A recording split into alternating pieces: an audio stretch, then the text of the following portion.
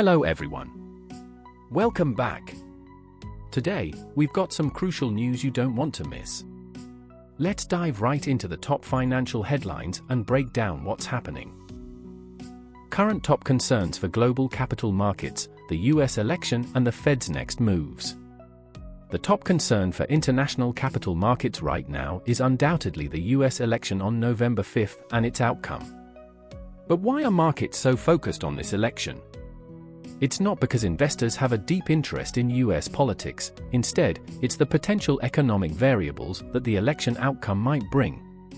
In financial terms, these variables represent potential risks, ones the markets must prepare for with diligence. Key factors influencing the Fed's next rate decision. A Reuters report sums up the upcoming situation. Fed faces hefty data, political calendar before next policy meeting. In the 9 days leading up to the Fed's meeting, several major economic events are expected to influence its decision-making, from key employment and inflation data to the closely contested election.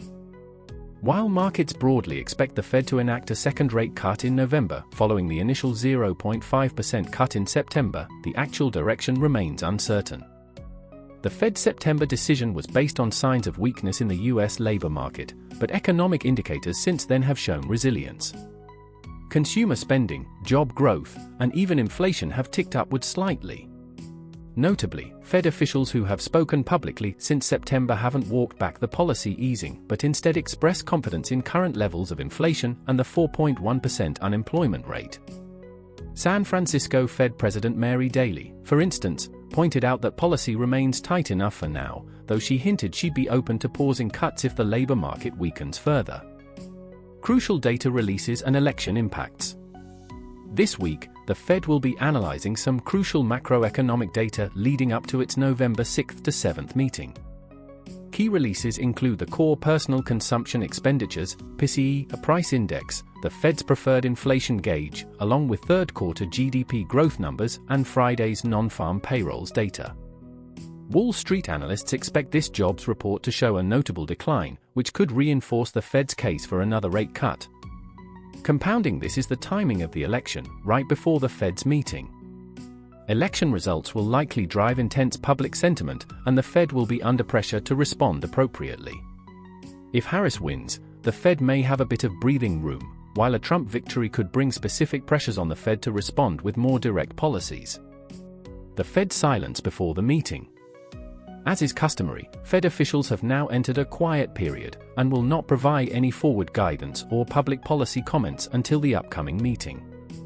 The Fed is committed to maintaining open communication to prevent unnecessary market volatility, but the quiet period means it now can't offer markets any additional context or expectations, adding an element of uncertainty. Market expectations and potential surprises. Reuters concludes that regardless of this week's data or election outcome, the Fed is expected to go ahead with a 25 basis point rate cut.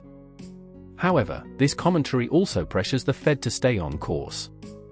For market participants, this week's data releases and the election results will be critical in assessing the Fed's likely actions.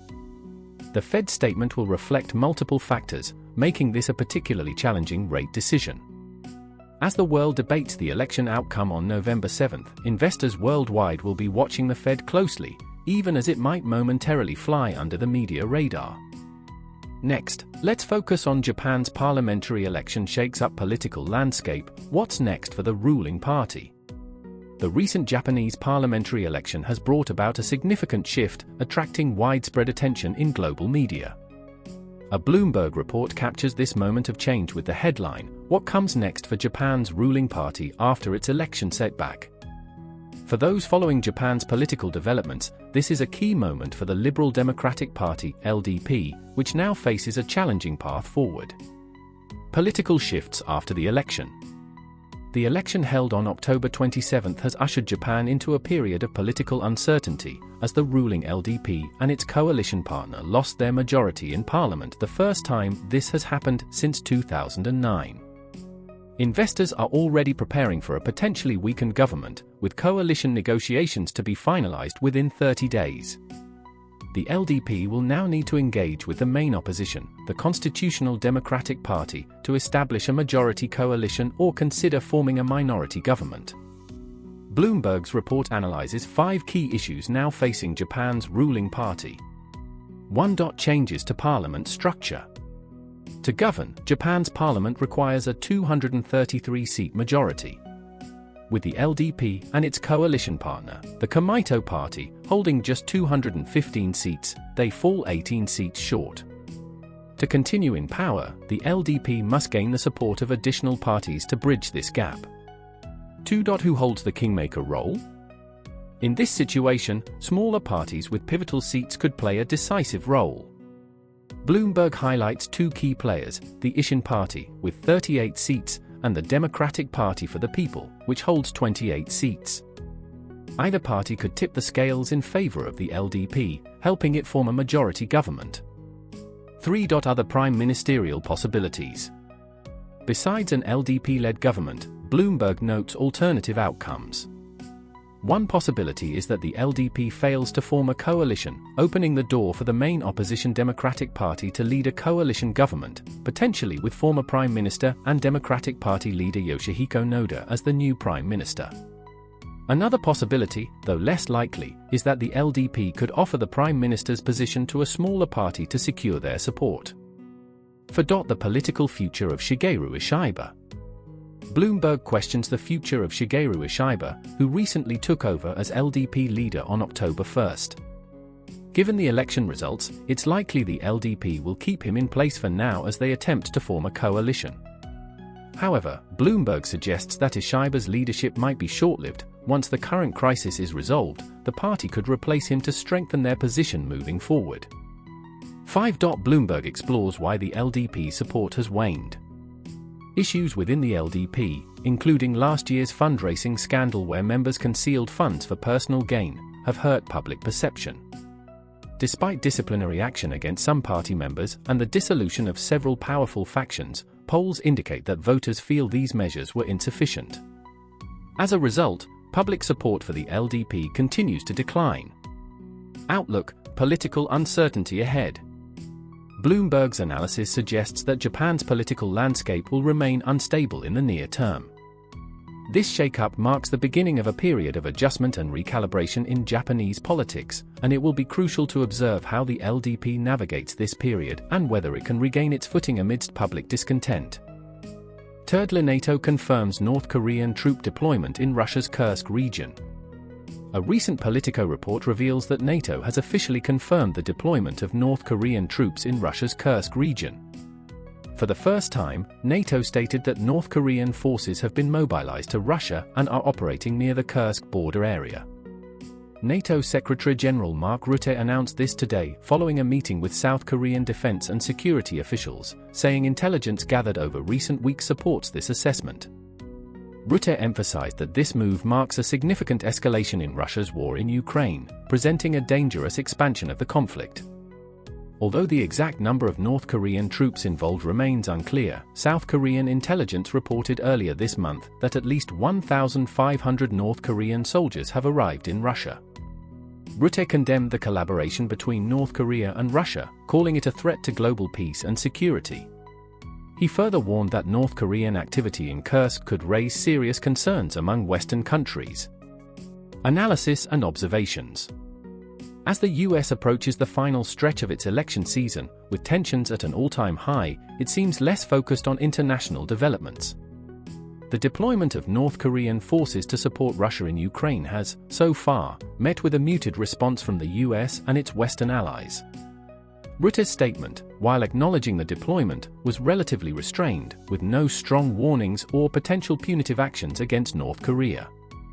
This passive stance may inadvertently embolden other potential allies of Russia to take similar actions, raising the risk of further international complications.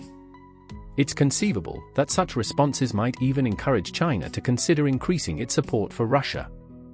Only after the US election, when a new administration establishes its policies on the Ukraine conflict, might we expect a clearer stance on these emerging issues.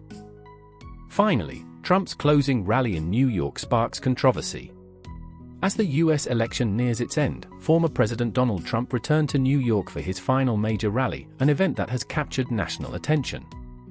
In a surprising choice, Trump held his closing rally in New York, a city with deep ties to his past but little political support, as New York is solidly Democratic and has recently seen Trump convicted of serious charges.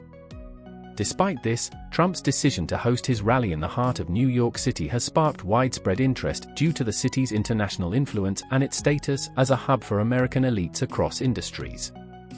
In its coverage, The Economist describes the event held at Madison Square Garden, home to the New York Knicks, where Trump took the stage to an arena packed with 20,000 supporters.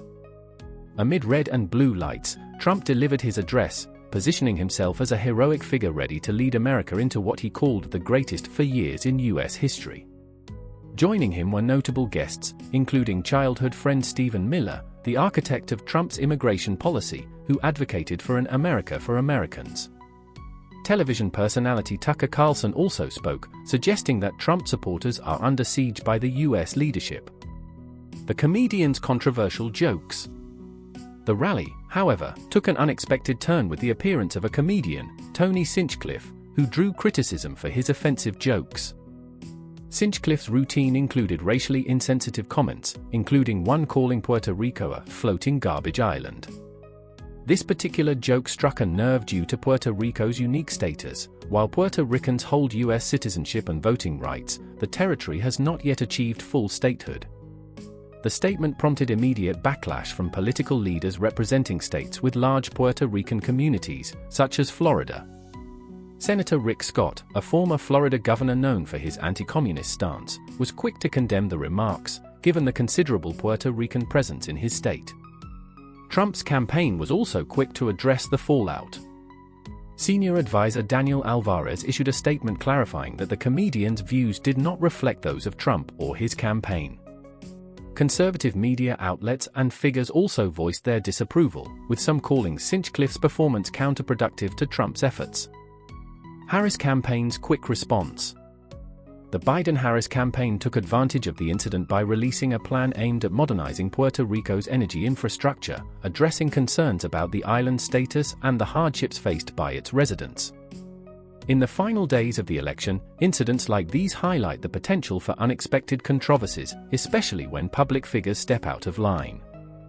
While the comedian may have intended to rally support, the backlash could hurt Trump's standing among voters sympathetic to Puerto Rico.